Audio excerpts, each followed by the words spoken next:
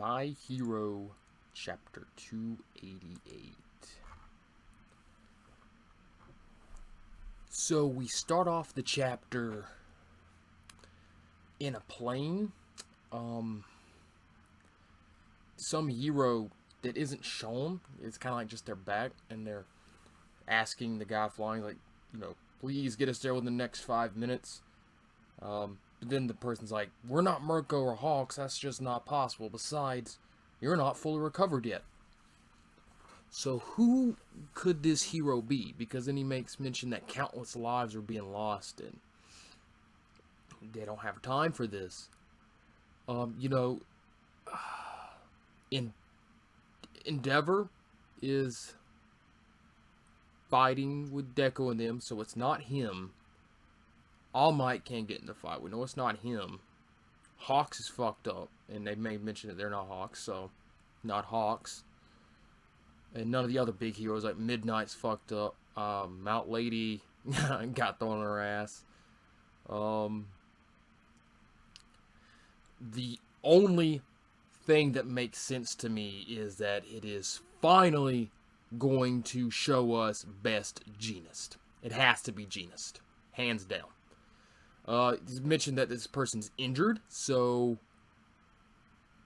it would be when, I'm assuming, Genist was kidnapped by Hawks and thrown into the League. That's got to be Genist. I mean, in showing how he managed to sneak out or something. But yeah, I'm putting my money on being Genist. After that, we switch over to Gigantomachia, still destroying everything, and the heroes trying to save people and getting their asses whooped. One hero mentions that they have to save all the people they can, even if it costs them their lives, since it's their failure that led to this. Which is true to a degree, but I think it's ultimately a failure of the hero society in general. Then we get to a panel where the League of Villains, are spying on heroes by satellite, which I find hilarious. Doing some peeping Tom with high-tech technology, that's great. Then it shows, Toga notices, Compress points it out, and then Toga realizes that Uraraka and Froppy are together. So she gets on Compress, asking for her equipment and stuff, and she's ready to go and confront them. That's when Spinner tells Toga that she isn't the only one that's upset about Twice, and that Shigaraki probably wants them all to stay together. Then he tells her to make sure she comes back to them. Really powerful moment right there. Froppy and Uraraka are rescuing the citizens. I think it's really cool getting to see the UA students actually getting some real work outside of just combat, getting to see how the other characters could be utilized in the real world that aren't the All Might, Endeavor, Hawks, Genist style level characters.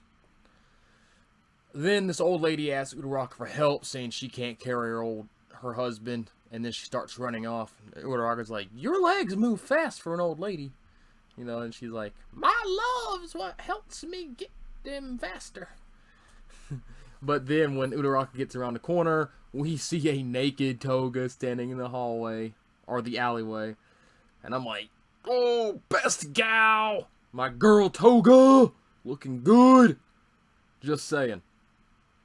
Then Uraraka chases after Toga into this house, where then Toga basically ambushes her. Talking about how she wanted to talk to Froppy as well, and that she likes Deku all beaten up and shit. And I'm like, oh my god, Toga, you are my girl! Best gal, I don't care what anybody says. Best gal.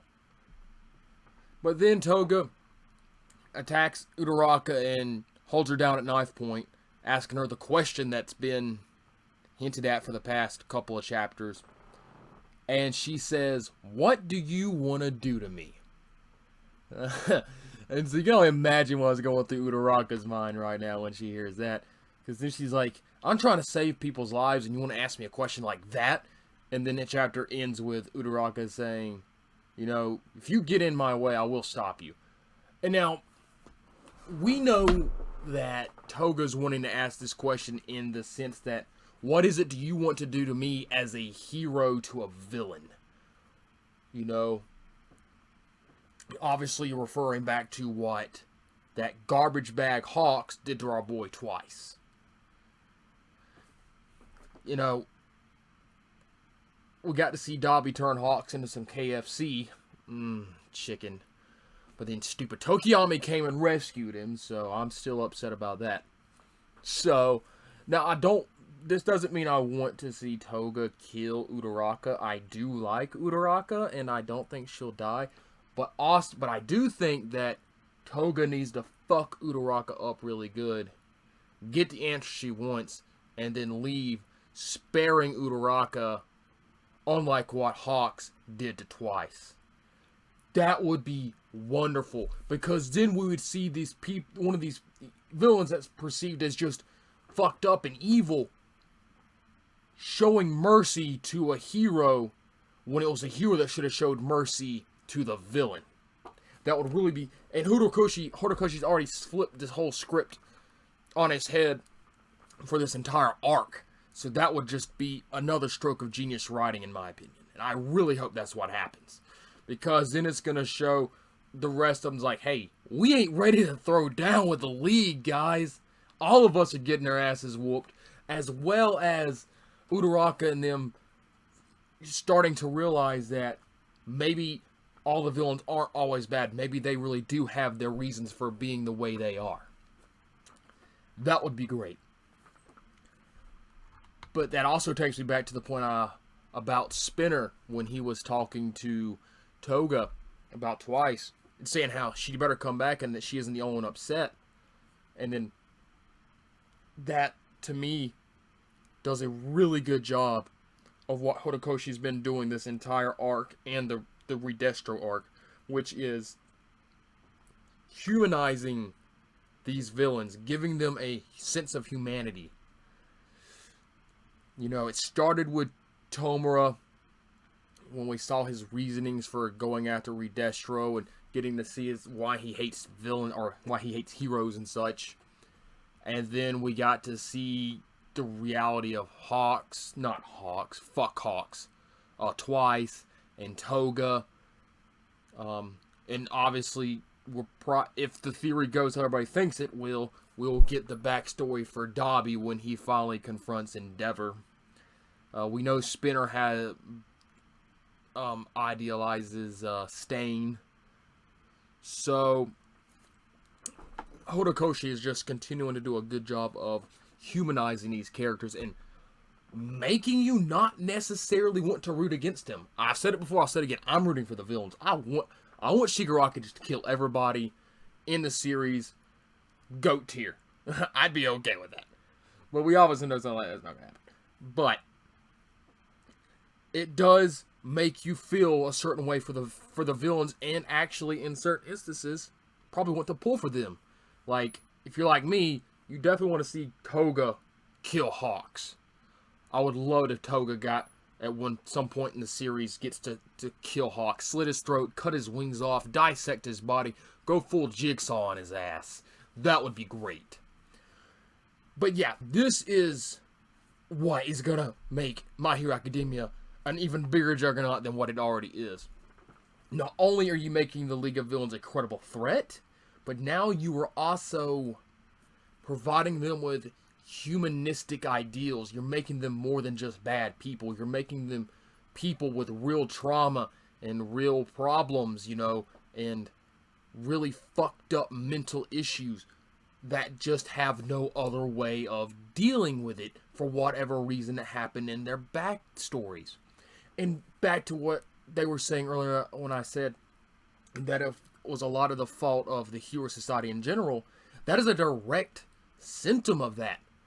You know, the whole thing that's been hinted at is that, you know, the heroes Yeah, you have some heroes like your All Might and Endeavor and them that are out there fighting on the front lines, doing their best to, protect people. And then you have some that don't have powers that are necessarily useful for that, and they help out with putting out fires, or finding lost children and shit, and that's all fine and dandy.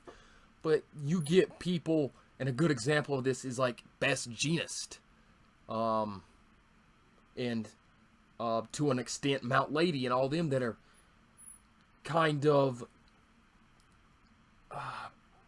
put the hero ideology into a pop culture mainstream sense, where they're models and they're clothes designers and all this stuff, and that really kind of takes away from the purpose of what a hero society is supposed to be.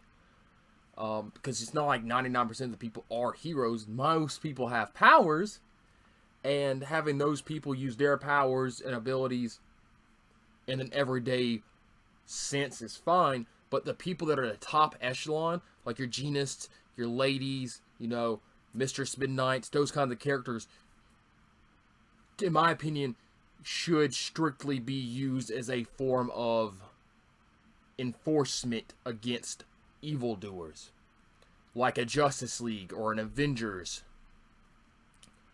And I think that, in some of the backstories, especially like Shigaraki, seeing these people that did put everybody else before themselves and their family,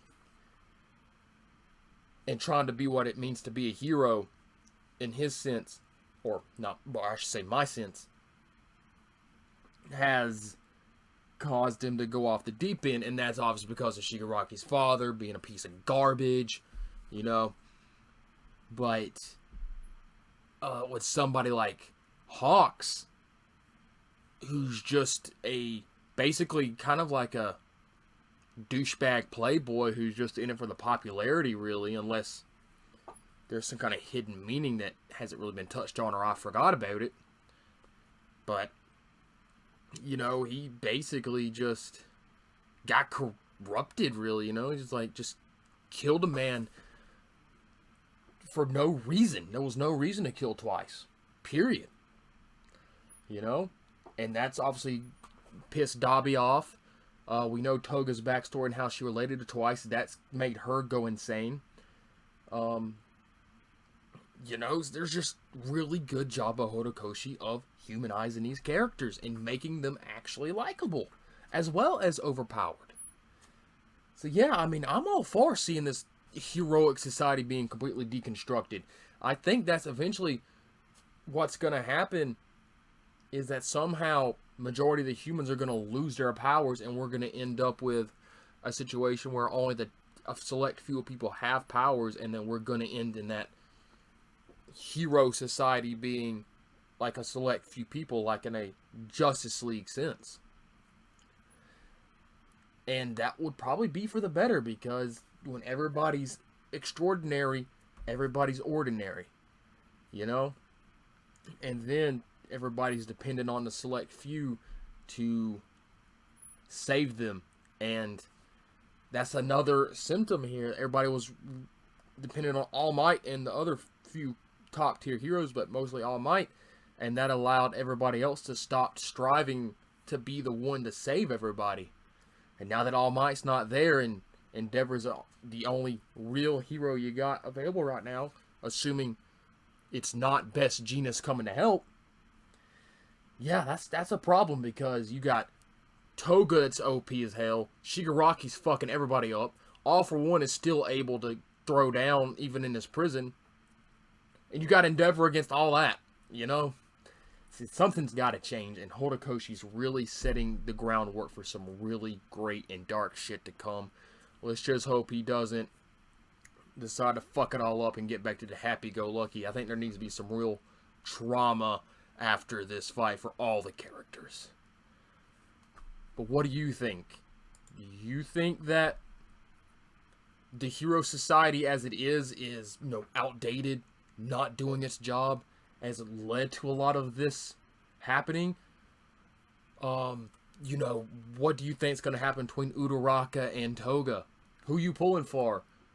Do you think that Uraraka is going to be spared by Toga? Do you think that's going to start to open up the narrative of what does it really mean to be a hero?